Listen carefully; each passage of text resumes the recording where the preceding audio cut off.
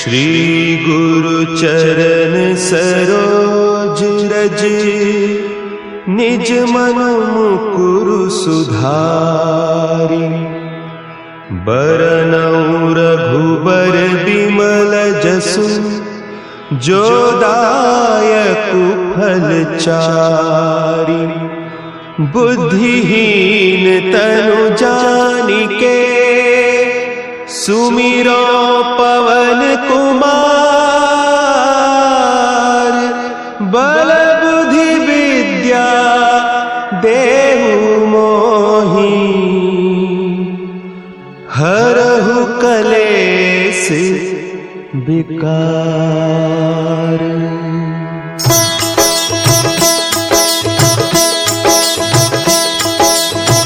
जय हनुमान ज्ञान गुण सागर, जय कपीस तिहु लोक उजागर।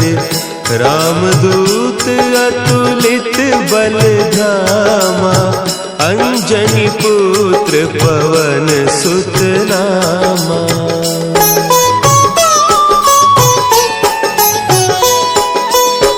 महावीर विक्रम बजरंगी, कुमति निवार सुमति के संगी। कंचन बरन विराज सुबेसा, कानन कुंडल कुंचित केसा। हाथ वज्र और ध्वजा विराजे, कांधे मुंज जनेऊ साजे। शंकर सुवन केसरी नंदन, तेज प्रताप महाजगवंदन।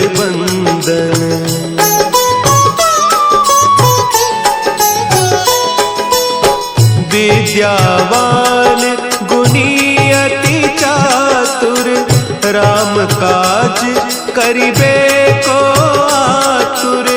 प्रभु चरित्र सुनिबे को रसिया, राम लखन सीता मन बसिया।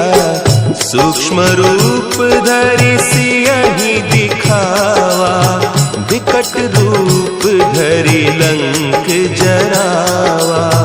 भीम रूप धरि असुर संहारे, रामचंद्र के काज सवारे।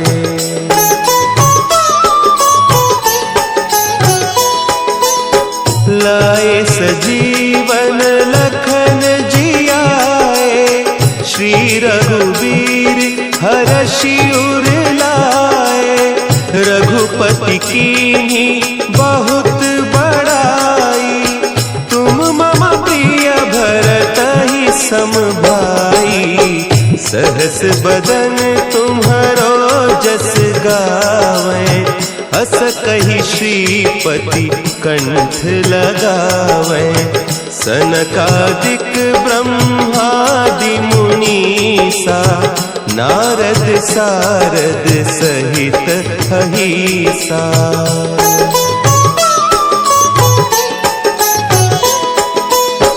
जम कुबेर दिगपाल जाते, कवि कोविद कहि सके कहते।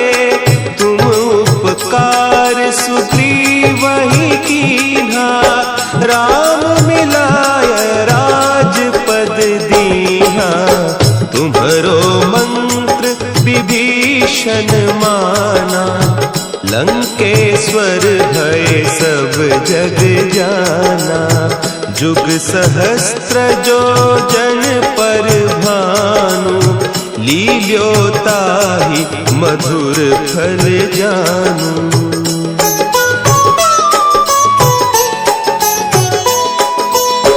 प्रभु मुद्रिका मेली मुख माही, जलधि लांघि गए अचरज नाही। दुर्गम काज जगत के जेते, सुगम अनुग्रह तुम्हरे तेते। राम दुआरे तुम रखवारे, होत न आज्ञा बिनु पैसारे। सब सुख लहे तुम्हारी सरना, तुम रक्षक काहू को डरना।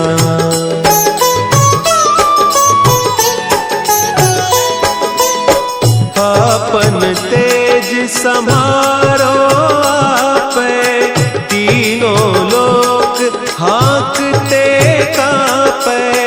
भूत पिशाच निकट नहीं आवे, महावीर जब नाम सुनावे।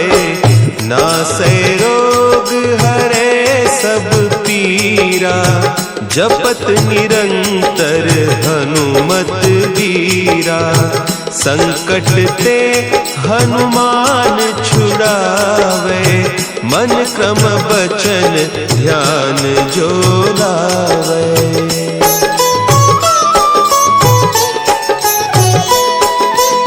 सब पर राम तपस्वी राजा, तिनके काज सकल तुम साजा। और मनोरथ जो कोई लावे, सोई अमित जीवन फल पावे। चारों जुग परताप तुम्हारा, है प्रसिद्ध जगत उजियारा। साधु संत के तुम रखवारे, असुर निकंदन राम दुलारे।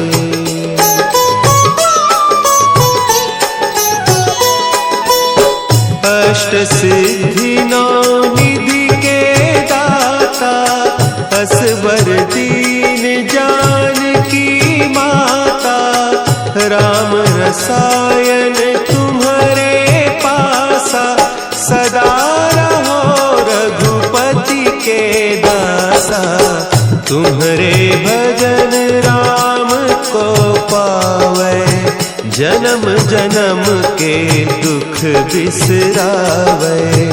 अंत काल रघुबरपुर जाई, जहाँ जन्म हरि भक्त कहाई।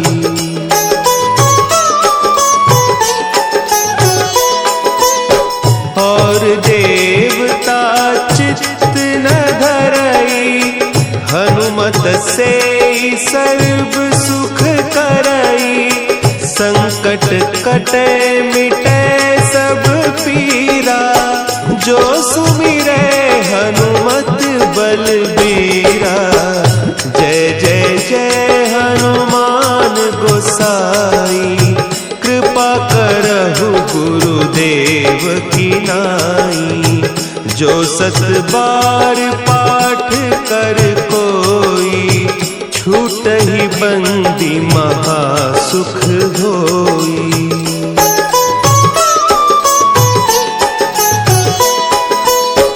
जो यह पढ़े हनुमान चालीसा, होय सिद्धि साखी गौरीसा। तुलसीदास सदा हरि चेरा, की जयनाथ हृदय महडेरा। की जयनाथ हृदय महडेरा। पवन तनया संकट हरन, मंगल मूर्ति रूप। राम लखन सीता सहित, हृदय बसहु सुरभूप।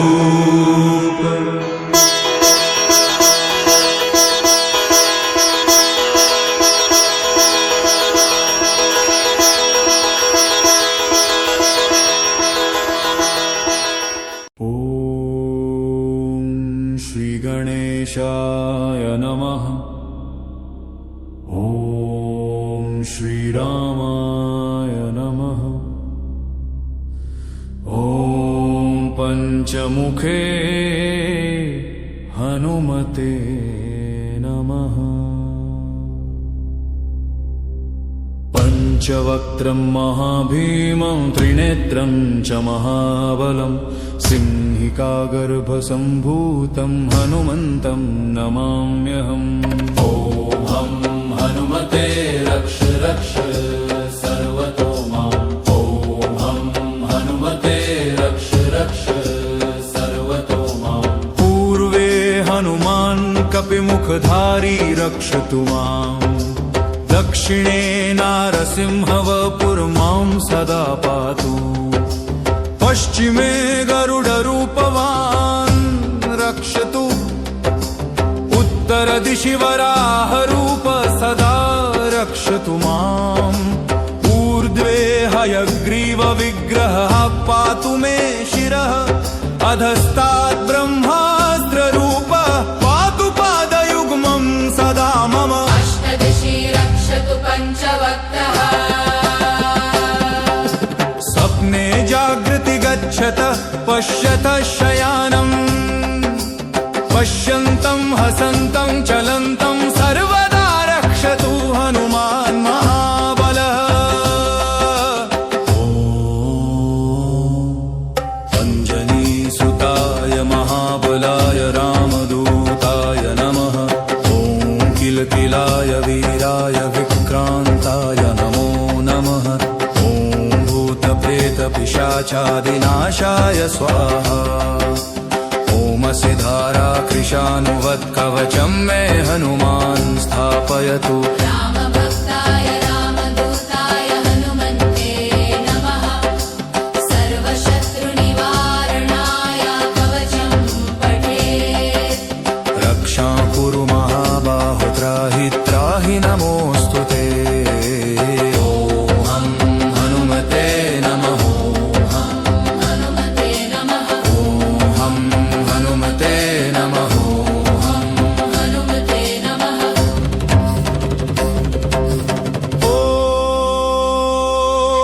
ॐ अञ्जनीगर्भसम्भूतमारुतात्मजमुत्तमम् श्रीरामप्रियं भक्तं वन्दे लङ्काभयङ्करम्।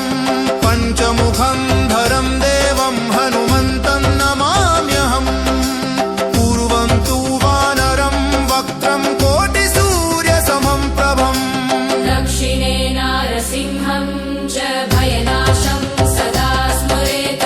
पश्चिमे गरुडं वक्त्रं वक्रतुण्डं महाबलम्। उत्तरं तु वराहं च कामरूपं महाबलम्। ऊर्ध्वं हयग्रीवमुखं शङ्खचक्रादाधरम्। एवं पञ्चमुखं रूपं हनुमन्तं महाबलं। यो स्मरेत् प्रातरुत्थाय सर्वशत्रुभयं हरेत्। नाशयेत् दुःस्वप्नमशुभं दुष्टग्रहसमुद्भवम्। अभिचाराणि सर्वाणि मन्त्रतन्त्राणि भूतले। सापरार्धन्नमुं चेत्तु पञ्चवक्त्रं हनूमतं। यं यं चिन्तयते कामं तं प्राप्नोत्य संशयम्। ॐ हनुमते नमः। हनुमते नमः। हनुमते नमः। हनुमते नमः। श्रीराम जय राम जय जय राम। श्रीराम जय जय राम।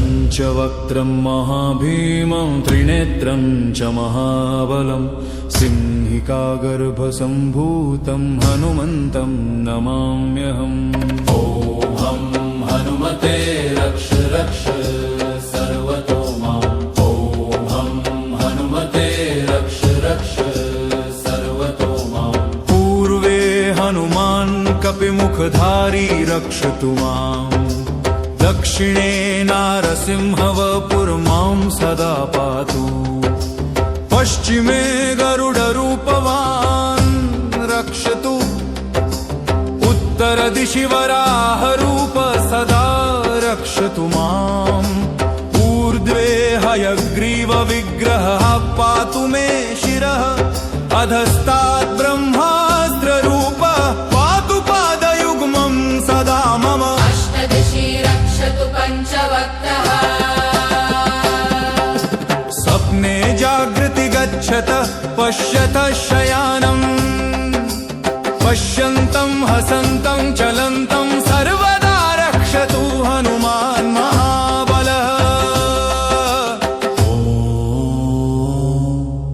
अञ्जनीसुताय महाबलाय रामदूताय नमः ॐ किलकिलाय वीराय विक्रान्ताय नमो नमः ॐ भूतप्रेतपिशाचादिनाशाय स्वाहा ओमसि धाराकृशानुवत्कवचं मे हनुमान् स्थापयतु रामभक्ताय रामदूताय हनुमन्ते नमः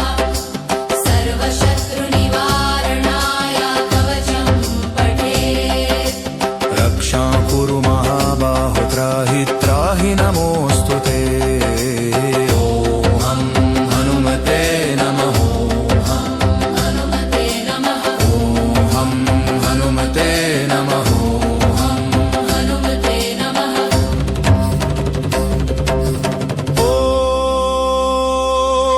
ॐ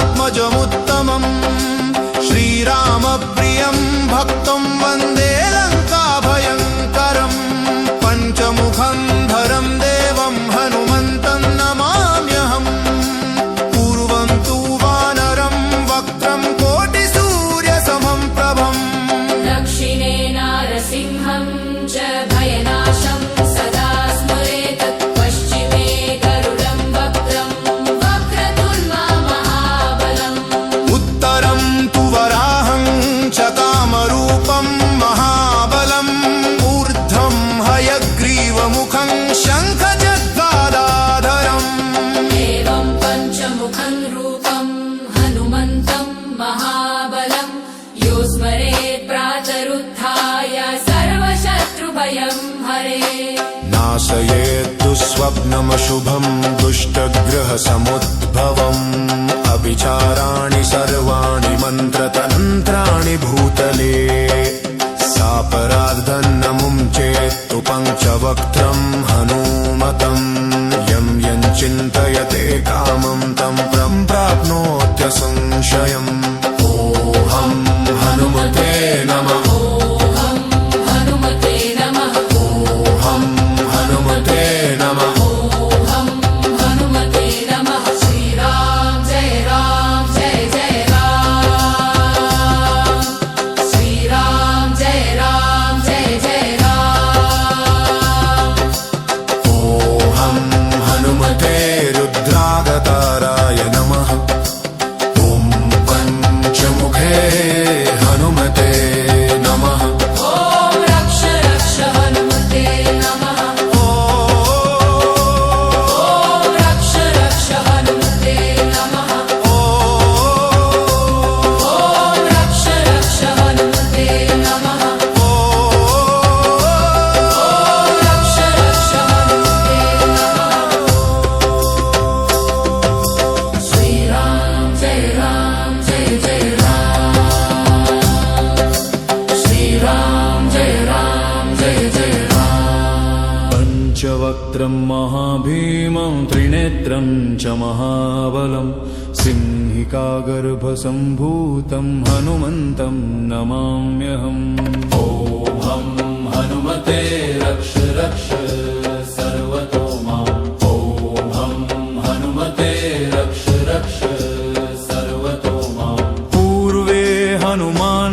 कपिमुखधारी रक्षतु माम् दक्षिणे नारसिंहवपुर्मां सदा पातु पश्चिमे गरुडरूपवान् रक्षतु उत्तरदिशि वराहरूप सदा रक्षतु माम् ऊर्ध्वे हयग्रीवविग्रहः पातु मे शिरः अधस्तात् ब्रह्मास्त्ररूपः पातु पादयुग्मं सदा मम अष्टदिशि रक्षतु पञ्चवक्त्रः स्वप्ने जागृति गच्छतः पश्यतः शयानम् पश्यन्तं हसन्तं चलन्तं सर्वदा रक्षतु हनुमान् महाबलः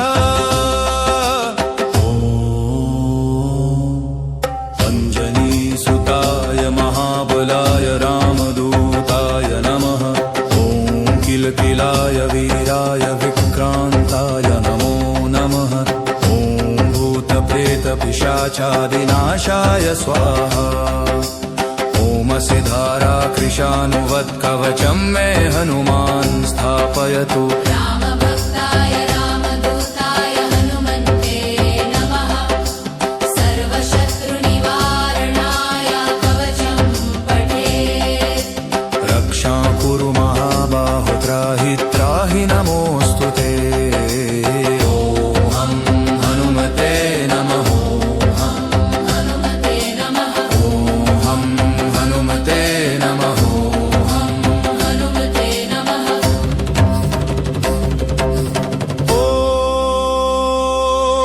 ॐ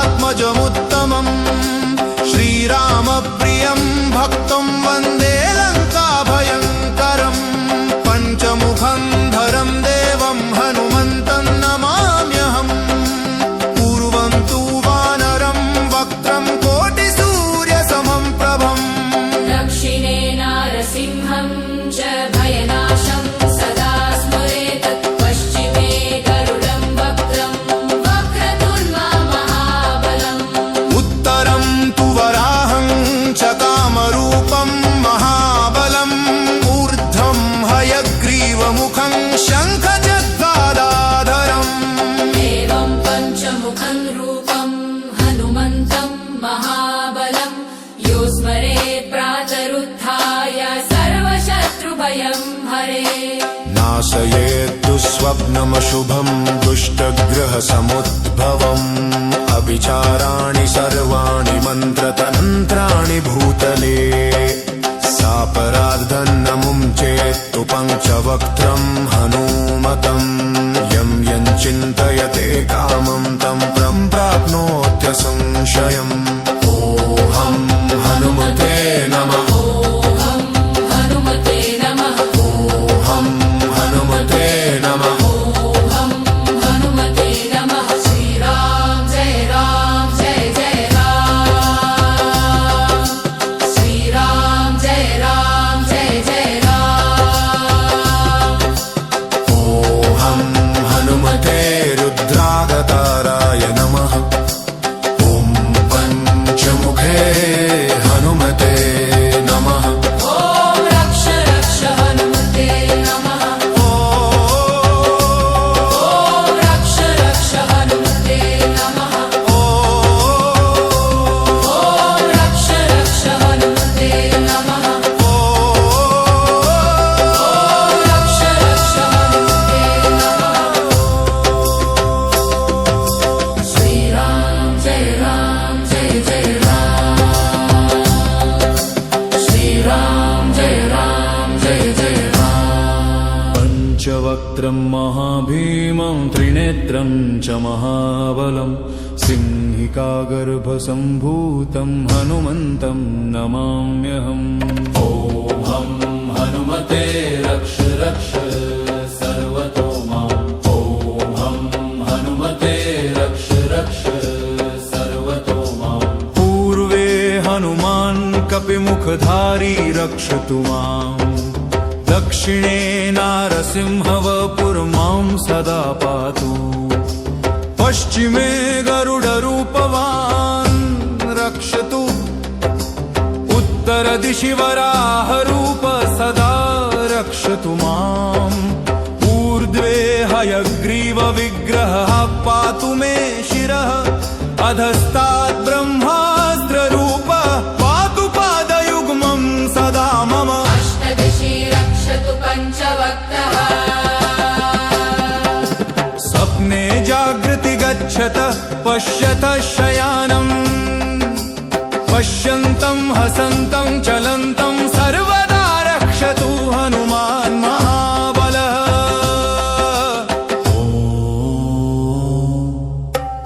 अञ्जनीसुताय महाबलाय रामदूताय नमः ॐ किलकिलाय वीराय विक्रान्ताय नमो नमः ॐ भूतप्रेतपिशाचादिनाशाय स्वाहा ओमसि धारा कृशानुवत्कवचं मे हनुमान् स्थापयतु रामभक्ताय रामदूताय हनुमन्ते नमः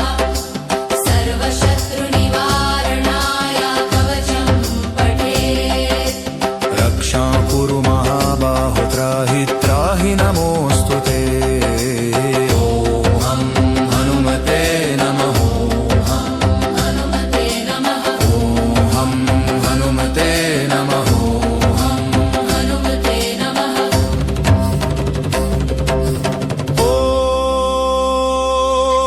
ॐ अञ्जनीगर्भसम्भूतमारुतात्मजमुत्तमम् श्रीरामप्रियं भक्तं वन्दे लङ्काभयङ्करम् पञ्चमुखं धरं देवं हनुमन्तं नमाम्यहम् पूर्वं तु वानरं वक्त्रं कोटिसूर्यसमं प्रभम् दक्षिणे नारसिंहं च भयनाशं सदा स्मरेत् पश्चिमे गरुडं वक्त्रं वक्रतुण्डं महाबलम् उत्तरं तु वराहं च कामरूपं महाबलम् ऊर्ध्वं हयग्रीवमुखं शङ्खचक्रादाधरम् एवं पञ्चमुखं रूपं हनुमन्तं महाबलं यो स्मरेत् प्रातरुत्थाय सर्वशत्रुभयं हरेत् नाशयेत् दुःस्वप्नमशुभं दुष्टग्रहसमुद्भवम् अभिचाराणि सर्वाणि मन्त्रतन्त्राणि भूतले सापरार्धन्नमुं चेत्तु पञ्चवक्त्रं हनूमतं यं यं चिन्तयते कामं तं प्राप्नोत्य संशयम्